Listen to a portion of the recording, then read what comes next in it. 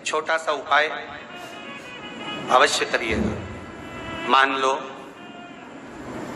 कि आपको लग रहा है कि आपके घर में पितृदोष है, आपको ऐसा महसूस होता है, आपको लगता है, तो किसी भी नवरात्रि के पहले जो अमावस्या पड़ती है, चावल की कटोरी में एक कपूर का टुकड़ा रख दीजिए, छोटा सा, और कपूर का टुकड़ा रखकर उस कपूर को दरवाजे के बाहर कटोरी में ही, चावल रखी हुई कटोरी में ही उसको पितरों का स्मरण कर कर जला दीजिए।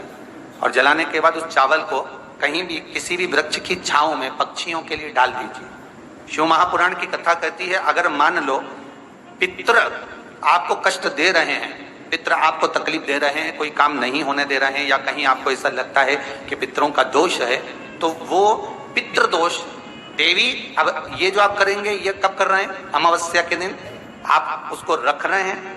अमावस्या के दिन उसको रखकर रात भर आपने रखा कपूर के साथ में, सुबह एकम पड़ गई, नवरात्रि लग गई, उसी दिन उसको जलाकर आपने पटक दिया। अर्थात उससे देवी और पितृ इन दोनों का आशीर्वाद जो प्राप्त होता है, तो घर में से पितृदोष समाप्त होकर लक्ष्मी की वृद्धि प्रारंभ हो जाती है। कार्य में सिद्धता। यहाँ पितृदोष होता है, काल सर्प दोष होता है, वास्तु दोष होता है, उनको ज्यादा कुछ नहीं करना होना।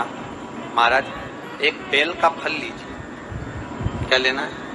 बेल का फल, बेलपत्री का जो फल होता है उसको ले लो, उसके अंदर का जो गुर्दा होता है, अंदर का जो भाग होता है, उसको निकाल लीजिए और उस बेल के फल में आटा सेक कर उसमें शक्कर मिलाकर उसको उसके अंदर भर लीजिए। अमावस्या के दिन सुबह 10 बजे से पहले उस बेल फल में जिसमें तुमने पंजेरी भरी है, आटा सेक कर भरा है शक्कर के साथ में, उसको अपने घर में घुमाने के बाद में जिसको काल सर्प दोष बताया है, पितृदोष बताया है या वास्तु दोष का स्मरण बताया है, घर में सब दूर घुमाकर अपने परिवार का हाथ का स्पर्श कराकर पीपल के पेड़ के नीचे तक खड्डा खोदकर उस बेल पत्र के उस फल को दाब दीजिए। महाराज केवल एक अमावस्या करना रहता है, पितरों के दोष से मुक्ति मिलती है और हमारे घर के कार्य सफल होना प्रारंभ हो जाते हैं। कार्य की सफलता होती है, कार्य में सफलता प्राप्त होने लगती है।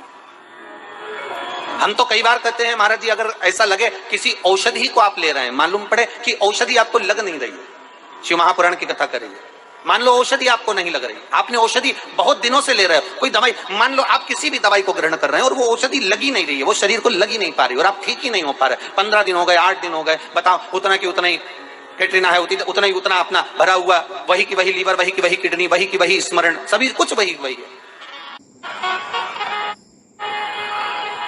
उतने की उतना ही। बीपी भी ऊंचा नीचा चल रहा है पर लेवल में नहीं आ रहा, शुगर भी लेवल में नहीं आ रही, तो प्रयास करा करो महाराज, बेलपत्री के फल का जो गुर्दा है, अंदर का जो भाग है फल का, उसको पानी में गला लीजिए और प्रदोष की प्रदोष, कम से कम प्रदोष नहीं हो और बीमारी जरा दवाई लगी नहीं रही हो तो बिना प्रदोष के भी कर सकते हो, उसको पानी में गलाइए।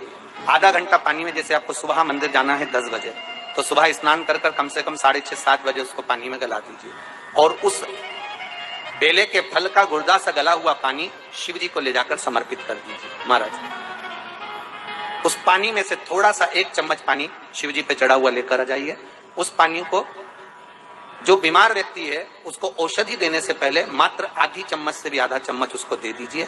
भगवान शंकर का श्री शिवाय नमस्तुभ्यम का जाप कर कर उस पानी को देने के बाद अगर आप औषधि देंगे तो ये पक्का है कि औषधि अपना कार्य करना प्रारंभ कर देगी और वो स्वस्थ होना प्रारंभ होगा, वो स्वस्थ हो।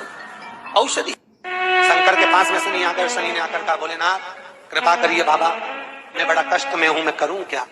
बाबा भोलेनाथ ने कहा, जा गंगा जी के तट पर काशी में जाकर एक शिवलिंग की स्थापना कर, उसकी आराधना कर और तेरा शरीर ठीक हो जाएगा, कष्ट नहीं भोगेगा। शनि महाराज ने काशी में जाकर शिव जी की स्थापना करी।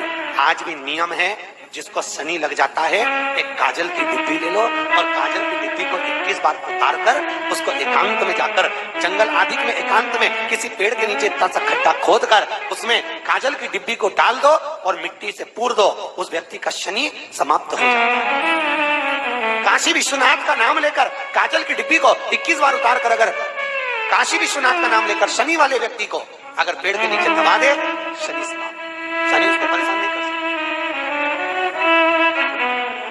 काशी कितनी मूलता है।